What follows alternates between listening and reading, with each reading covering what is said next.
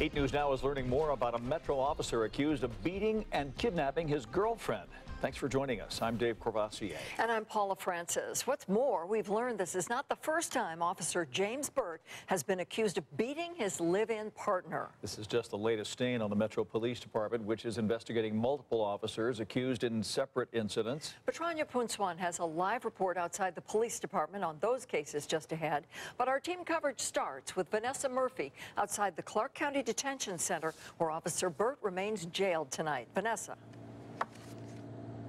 Dave and Paula, we obtained the arrest report for James Burt and the latest domestic violence allegations, and we've learned he was in trouble for similar crime in 2011, yet he was still working as a Metro police officer. It's very upsetting that he obviously showed that he had a history of it. Hannah Brooke works at Safe Nest, a not-for-profit focused on domestic violence issues. We showed Brooke not one, but 2 arrest reports for domestic violence charges for Metro Police Officer James Burt, a 10-year veteran at the department. The latest arrest from January 11th, which reveals Burt was also in trouble in 2011. When an officer is involved, because they're a police officer, they're obviously held to a higher standard. Burt faces felony charges for battery, domestic violence and strangulation, and kidnapping for an incident on Monday with a woman he's dating.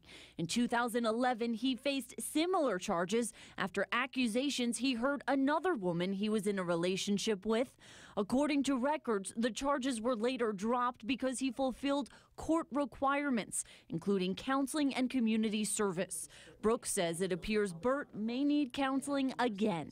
Hopefully he can eventually get help and he can stop the cycle that he has unfortunately started at this time. Taking a closer look at reports from both arrests, accusations are similar.